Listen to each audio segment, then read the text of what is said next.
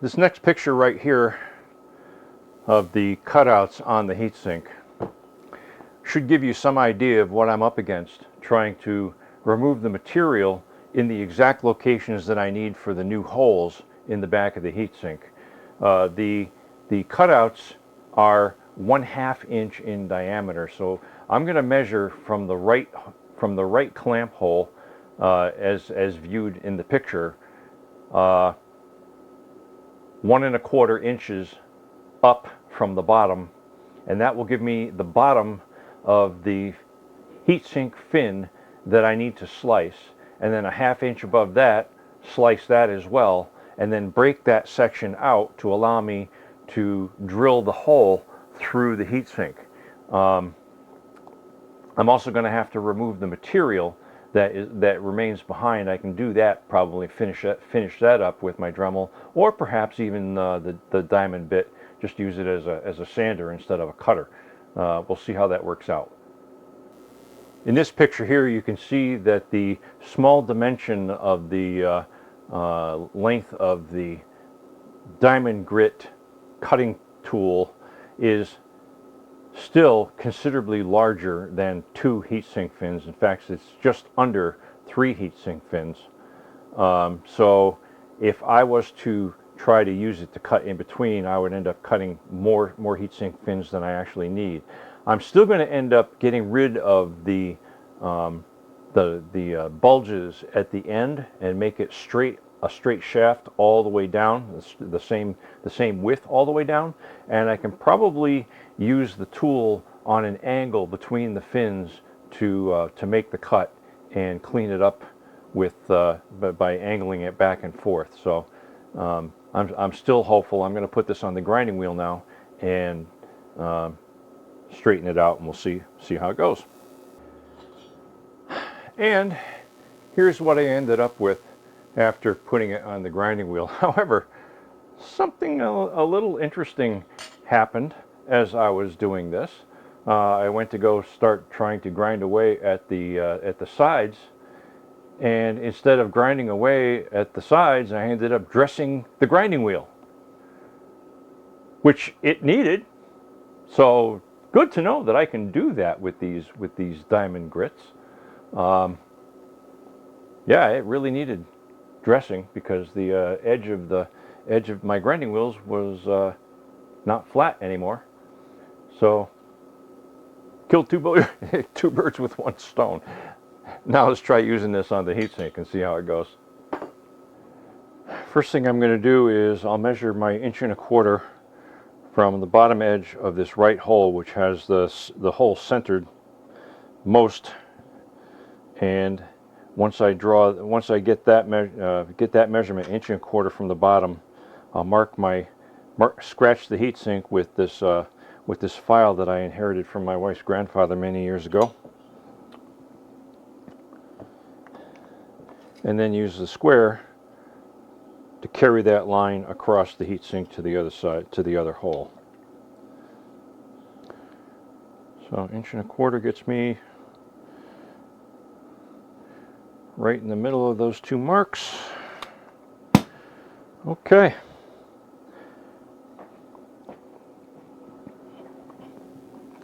The only question now is, how am I going to secure this heatsink while I'm doing the work? Maybe in the vise. We'll see. You can see I have the heatsink clamped in the vise with pieces of 3/4 inch pine, because I want to make sure that I don't damage the heatsink, of course.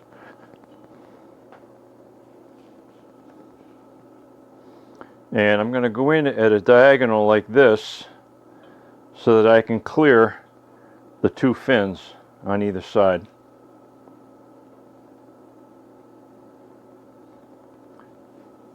That's the plan.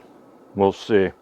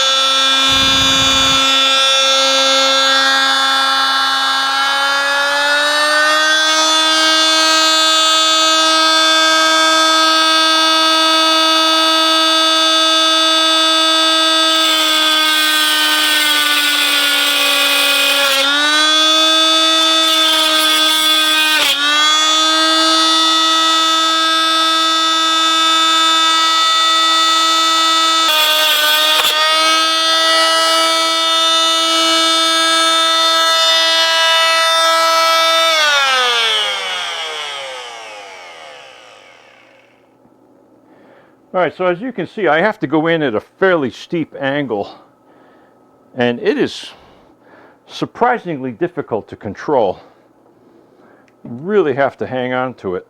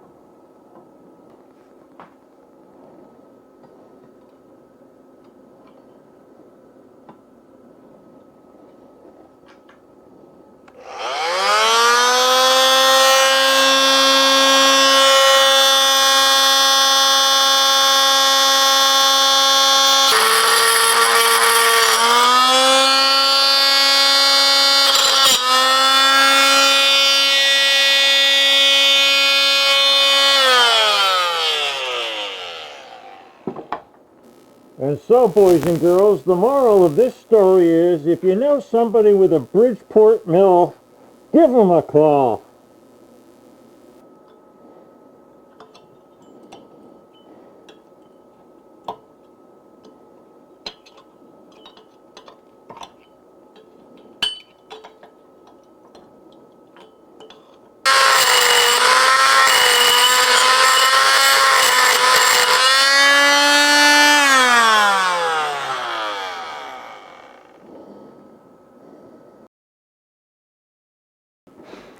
All right, so there we have it.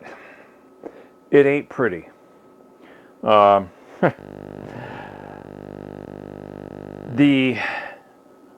first of all, I will end up masking this off and spray painting it flat black, high temperature paint in the areas that got scraped off and messed up a little bit. But in the end, the tool, the oscillating multi-tool with the diamond cutting blade on it, the tool that I had hoped would be phenomenally better than the Dremel tool that I was using to hog it out, the little teeny weeny Dremel tool, ended up being only marginally better. I still spent almost an hour and a half grinding and cutting away at the heatsink fins because the angle that I had to approach the heatsink fins was still so shallow that I was cutting through a lot of material as I was going down through. On the plus side, at least I was able to make straight cuts going down and gauge the depth of the cut as I was going down, and then break them off and then sand them smooth on the face. And as a special note, if you know somebody who's got a Bridgeport mill, give them a call. So you'll notice that I'm also dressed differently. When I finished, I recorded a video clip, and true to form, I forgot to turn the mic on. Recorded a whole description of how I went through hell getting this done, even with the spiffy new tool that I bought. I ended up tired, hungry, thirsty, and apparently not that alert. So I went up, had dinner, took a shower, changed. Here I am. So next, I'm going to take and measure up 1.25 inches from these holes on the heatsink straight up with the square. Drill them out, and to match the holes on the back of the chassis. And I guess at that point goop it all up with silicone, reassemble it to the back of the chassis, drill out the copper blocks, and assemble the tube into the socket and clamp it against the heatsink, and that'll finish off this portion until the relay that I ordered comes in at the earliest on Friday. I'd be happy with Saturday. It will probably be Monday, so we'll see how that goes. All right, I got my can of Rust-Oleum high temperature black, and the heatsink is masked off so that I can at least make it somewhat respectable looking.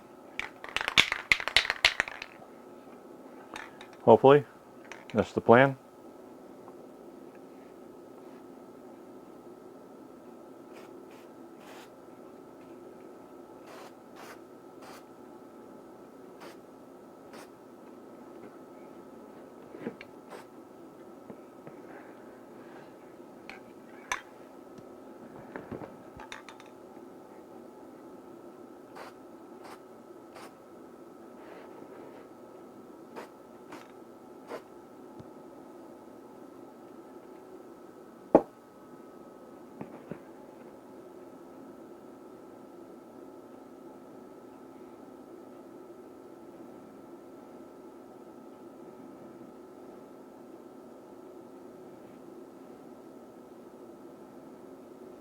It's time to dry fit the heatsink to the back of the chassis to make sure all my holes line up the way they're supposed to. Take my measurements to mark off where I'm going to drill the hole in the 1/2 inch block. Take everything apart again. Drill the hole in the 1/2 inch block very carefully this time. I ended up jamming drill bits in this thing last time. I'm going to go a lot slower this time. And yeah, the heatsink looks great now that I sprayed it. You can hardly, almost can't even tell. Well, you can, but yeah, whatever. Can touch it up even more a little bit later. Anyhow, it looks pretty darn good.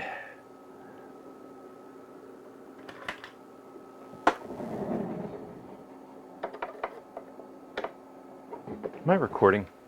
I am recording. My mic on? Yes. Okay. Phew.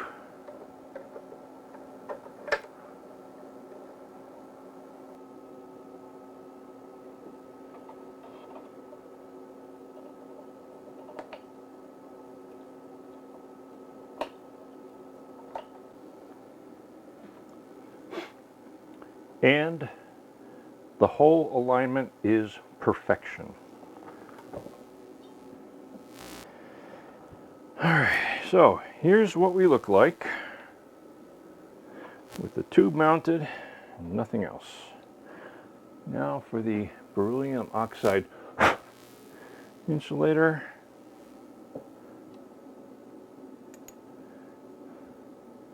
And the copper block on top.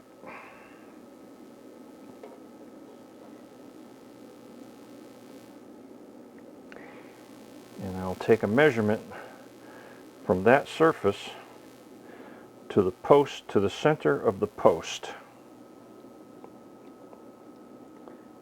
And that will be how far from the back edge, or from the front edge, the back edge, whatever. The edge that mates up against this, I need to drill. On center, of course. I'm going to call that 0.8 inches. Not 0.75, 0.8 inches. According to my highly calibrated tape measure. So this copper block that I bought was clearly had the flats on it, sanded by hand, and they're not exactly square.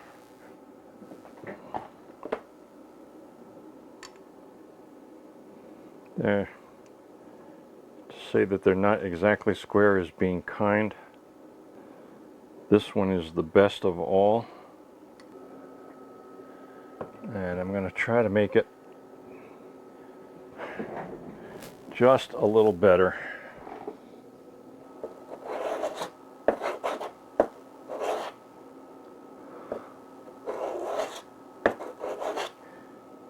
Pushing it lengthwise so that I know it's sanding it.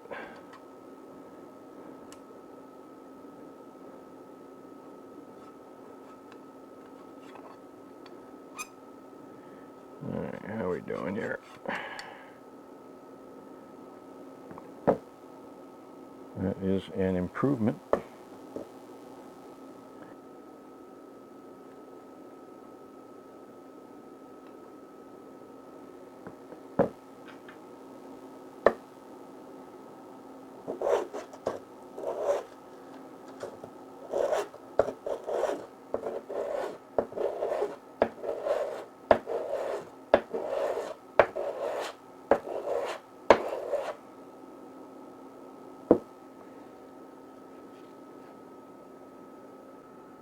Okay, now I'm happy with the squareness of the face that intersects the flat plate that goes against the beryllium oxide insulator.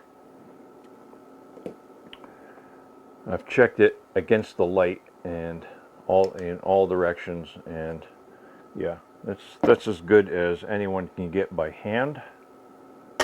So now it's time to mark off 0.8 inches.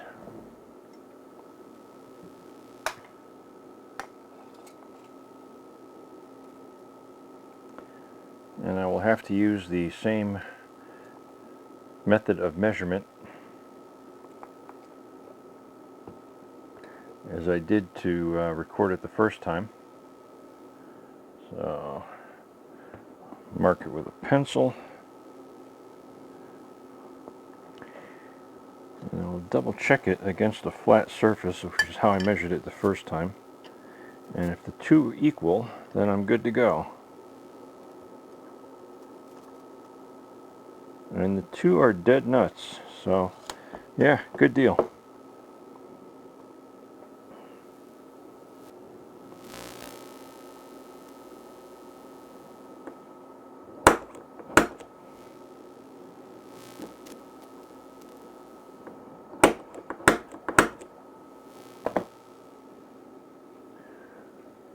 Alright, tube. Where's my tube? Is it in the socket? Must be.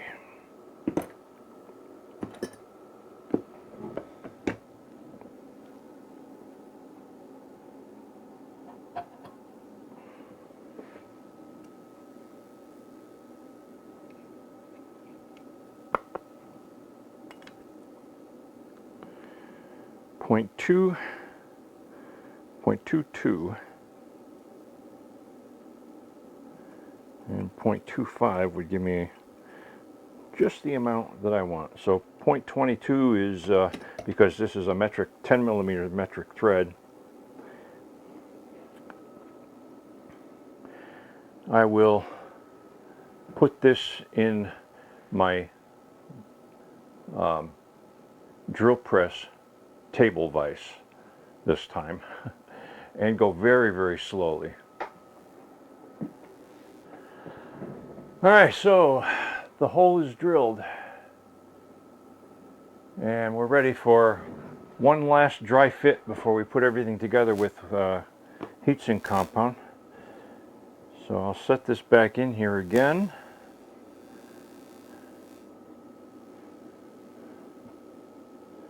Up against the heatsink, hold it in place. Actually, let me set this down first and then slip this in between.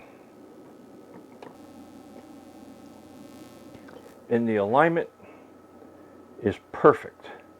The stud is centered in the hole.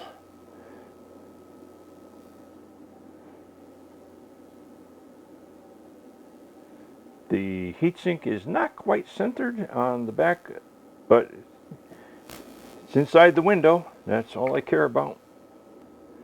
So we are good to go.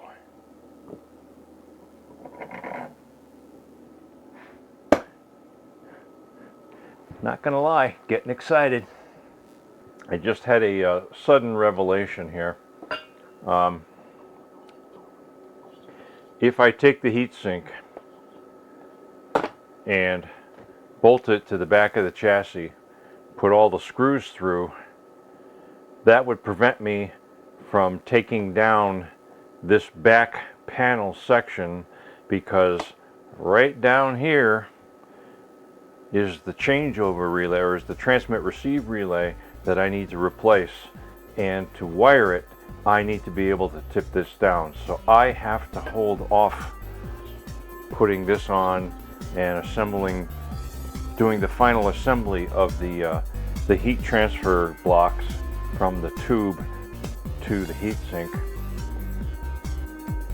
A little bummed about that, but it is what it is. I don't want to rush it. I want to do this job right. I want to do it once, and unfortunately that means I have to wait for the new relay to show up, and that won't be until at least Friday. So that gives me some time to edit a whole bunch of video.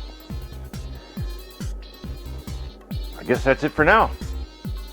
Thanks all for joining me. As always, please rate, share, comment, and subscribe to my videos. Hit that subscribe button. And peace, everyone.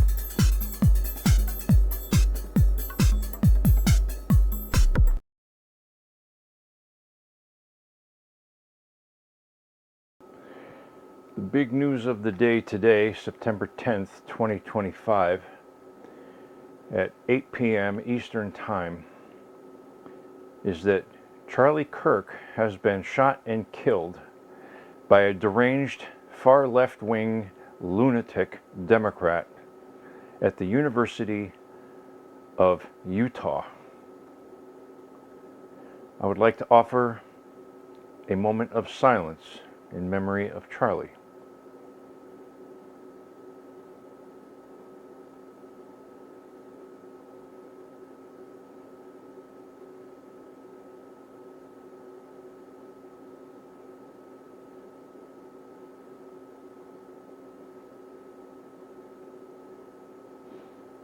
Charlie was a good man. He was a family man, a godly man, and unfortunately a Republican for him. What the left doesn't realize is anytime they try something like this, all they do is embolden us. And you've done nothing but light a fire under us. So as much grief as I have right now for Charlie and his family, I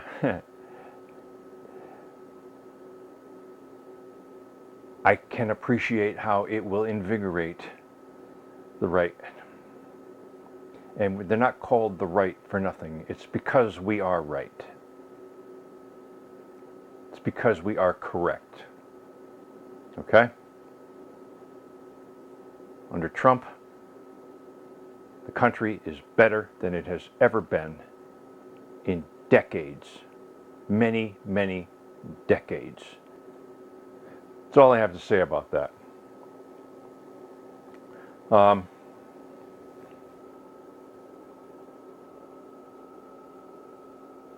Yeah, a little emotional about that.